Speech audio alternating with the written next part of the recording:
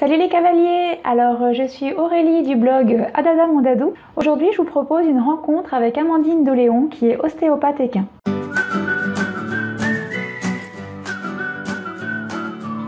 Donc Amandine Doléon qui est ostéopathe équin m'a commenté une séance d'ostéopathie qu'elle a réalisée sur mon cheval Quand tu veux. Donc si vous suivez un petit peu le blog, vous savez que Quand tu veux, donc c'est mon cheval perso avec lequel j'évolue en dressage. Et c'est aussi un cheval de voltige qui est utilisé au club par les voltigeurs. Donc lors de cette séance, en fait, Amandine Doléon a eu la gentillesse d'expliquer en fait comment est-ce qu'elle agit avec le cheval, comment est-ce qu'elle ressent les différentes tensions que peut avoir le cheval, ses différentes douleurs.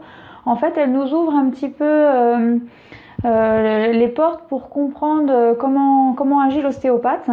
Je sais que moi j'ai vu pas mal d'ostéopathes travailler et c'est vrai que quand on est à côté, voilà, on a appelé notre ostéopathe, notre cheval va pas bien, mais concrètement on a des fois du mal à savoir ce qu'il fait, à savoir ce qu'il ressent et comment est-ce qu'il agit.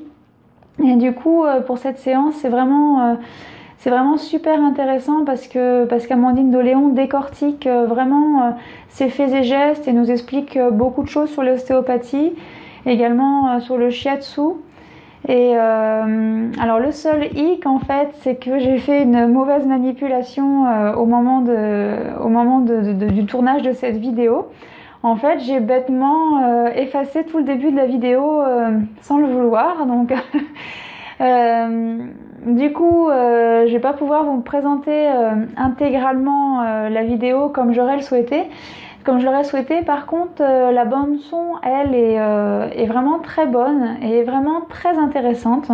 Donc en fait, j'ai fait le choix pour cette vidéo de couper en fait des images avec la vidéo qui me restait et de laisser la bande son en intégrale pour vraiment que vous puissiez vous aussi comprendre comment travaille l'ostéopathe et arriver à décortiquer un petit peu ces différents niveaux de ressenti et ces différentes actions sur le cheval. Donc voilà, j'espère que ça va vous apprendre beaucoup de choses. Donc je vous souhaite un bon visionnage et on se retrouve juste après. Alors, c'est un cheval qu'on suit depuis un moment, depuis qu'il est arrivé. Quand est-ce que vous l'avez acheté? Il y a 2 ans. Il y a 2 ans. C'est un grand cheval qui est arrivé, il manquait d'état de musculature et donc il fallait le mettre au travail et lui donner la possibilité de bouger correctement et de se sentir bien dans son corps. Et puis il me semble qu'il n'était pas très régulier quand il est arrivé aussi. Hein. Ouais.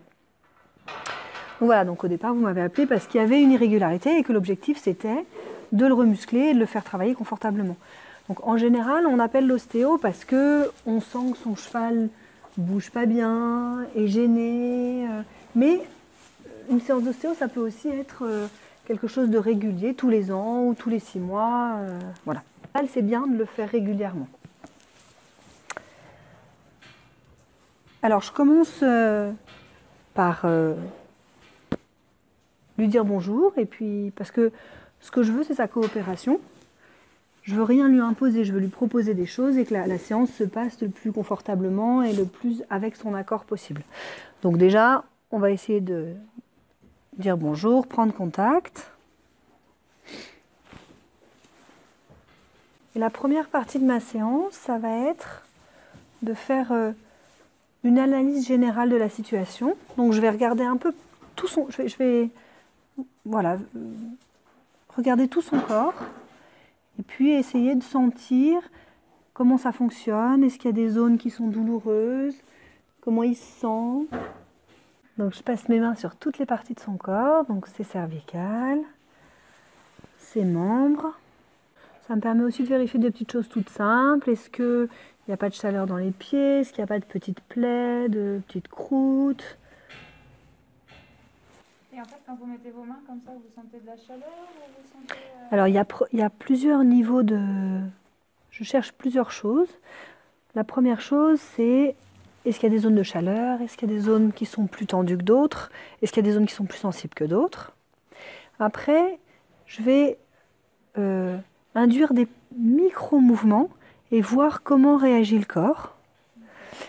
Et puis, dernier niveau qui est le plus fin, je vais juste poser mes mains et alors c'est un petit peu compliqué à expliquer parce que c'est vraiment il faut l'avoir senti pour le comprendre, mais voilà, je vais juste poser mes mains et sentir l'espèce de danse que fait le corps, comme une espèce de respiration que le corps fait et qu'on peut percevoir à n'importe quel endroit du corps. Et ce que je cherche, c'est à sentir s'il y aura toute cette espèce de mouvement de balancier ou de mouvement respiratoire, ce mouvement va-et-vient, je le retrouve de manière harmonieuse partout dans le corps. Donc je fais voilà, mon scan à ces 3 niveaux-là. Quand je me mets derrière, là, je recherche quelle est la tension que j'ai sur toute la colonne vertébrale. Est-ce que j'ai quelque chose de souple? Est-ce que j'ai quelque chose de dur? Est-ce que j'ai quelque chose d'absent? Ça me permet d'avoir une information générale sur son état, je ne sais pas si je pourrais dire son état de santé, mais son état d'équilibre, son état d'harmonie. Ok. Alors une fois que j'ai fait toute mon analyse, je vais le regarder marcher. Un petit aller-retour au pas. Si j'ai besoin de plus, un petit aller-retour au trot, un petit 8 de chiffre, le regarder sur le cercle. Mais le basique, c'est un petit aller-retour au pas. Ça me donne d'une part une information générale sur la façon dont il bouge, son aisance, sa souplesse. Et puis, je vais aussi, de manière purement technique, regarder s'il y a un antérieur qui avance plus que l'autre, il y a un boulet qui descend plus que l'autre, un postérieur qui engage plus, qui engage moins, etc. Voilà. Maintenant, je vais regarder. Donc là, j'ai une première idée générale. Je trouve que, au vu de ce que j'ai eu les séances précédentes, je trouve qu'il va plutôt bien. J'ai pas de grosse sensibilité particulière dans le dos. Je trouve qu'il est en état. Il manque toujours un petit peu de musculature dans le dos, mais c'est un grand cheval. Donc c'est toujours des chevaux qui sont plus difficiles à muscler. J'ai des petites choses j'ai des zones, notamment au niveau lombaire, où j'aimerais bien qu'il y ait un peu plus de mobilité, où la mobilité soit plus fluide. Donc je vais retravailler dessus. Je vais retravailler aussi sur le bassin. Et là, maintenant que j'ai fait mon scan, je vais vérifier mes articulations basses pour être sûr que le bas fonctionne bien. Et puis après, je m'attellerai à toute la ligne du dessus. Voilà, je connais tous les mouvements que doivent faire chacune des articulations. Et donc, je vais tous les tester. Ce que je veux, c'est voir la qualité du mouvement, la quantité de mouvement pour chaque articulation. Et ce qui est important, c'est aussi de comparer. Parce que chaque cheval a sa normalité. Et donc, c'est en comparant les mouvements d'une même articulation sur les 2 antérieurs ou sur les 2 postérieurs que je vais être capable de doser s'il y a quelque chose qui pose problème ou pas. Je commence par l'articulation du pied, l'articulation du boulet. Je teste les tendons, leur souplesse, si j'ai une sensibilité. L'articulation du genou, l'articulation du coude, l'articulation de l'épaule, qui est ici. Et je vais retester la mobilité du garrot. En fait, j'aime beaucoup faire plusieurs tests parce que je fais mes séances vraiment comme une danse avec les chevaux. Et en fonction de la position que j'utilise pour faire mes tests, je vais avoir une réponse différente. Donc là, par exemple, tout à l'heure, j'ai déjà testé mon garrot, juste en passant mes mains. Voilà, et là, je reteste mon garrot, je remobilise mon garrot en supprimant l'appui d'un antérieur. Donc à chaque fois, je fais un test à un niveau différent et dans une position différente. Et pour moi, ça enrichit mon panel d'informations que j'ai au niveau de mes sensations. Et ça affine mon analyse et ça affine ce que je vais... ça va m'aider à faire à avoir une meilleure idée du schéma global du cheval, de comment il fonctionne, comment il se bouge, comment il se sent dans son corps, etc. etc. Je sais bien, Ouais, super. Ceux qui font du shiatsu et quand Ouais. différent d'un ostéopathe. Alors, le shiatsu, il travaille sur... en fait, pour moi, les différentes techniques de thérapie manuelle, c'est juste différentes voies d'entrée pour discuter avec le corps. Donc, l'ostéopathe, il va se servir du mouvement, donc soit du mouvement des articulations, soit du mouvement des organes, soit du mouvement, en gros, du mouvement de tous les tissus du corps. Le praticien shiatsu, il va se servir des mouvements d'énergie. Donc en fait, il va travailler sur les méridiens. Les méridiens, en fait, ce sont des autoroutes que l'énergie emprunte, même si l'énergie circule partout dans le corps, mais disons que c'est comme nous, les voitures, elles circulent partout sur le territoire, mais il y en a plus sur les grandes routes. Voilà. Donc l'idée, c'est ça, et c'est dans le shiatsu, d'utiliser la pression sur les méridiens pour, quand il y a un bouchon, faire circuler, et quand il n'y a pas assez d'énergie, faire venir l'énergie. Et le praticien shiatsu, il s'aide aussi de massage, d'étirement, toujours pareil, dans le but de faire circuler l'énergie. Parce qu'en ostéopathie, on dit que le mouvement, c'est la vie. Et en shiatsu, on pourrait dire que la circulation de l'énergie, c'est la vie. Ça, c'est juste un moyen différent d'arriver à un même résultat. Exactement.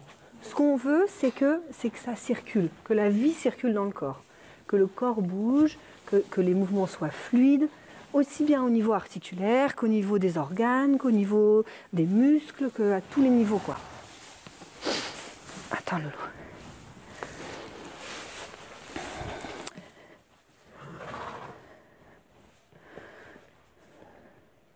Donc en fait, on peut faire appel soit à quelqu'un qui fait du shiatsu, soit à un ostéo, mais les deux, ça sert à rien, ils vont faire la même chose. Enfin, le résultat va être le même.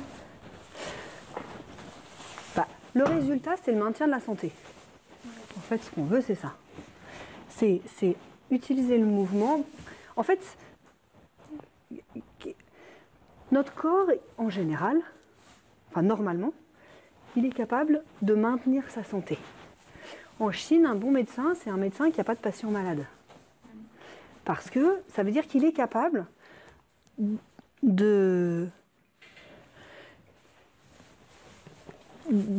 maintenir ses patients dans un état où ils sont capables eux-mêmes de gérer leur maladie.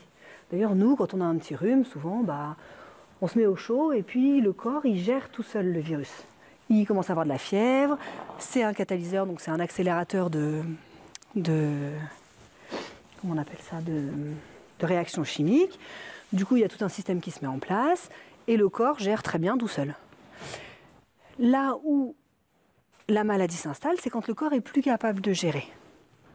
Donc nous, que ce soit l'ostéo, que ce soit le praticien shiatsu, ce qu'on veut, c'est maintenir le corps dans cet état où il est capable de s'auto-gérer.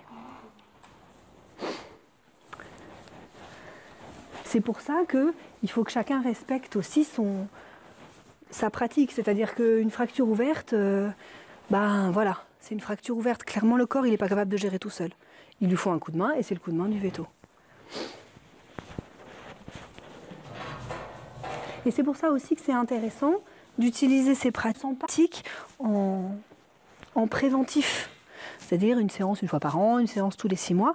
Parce que même si on ne sent pas que le corps commence à plus être capable de gérer, tous les petits maux de la vie quotidienne font que petit à petit on installe un déséquilibre, et puis un jour, il y a un truc un peu plus important qui fait que là, on tombe dans la maladie.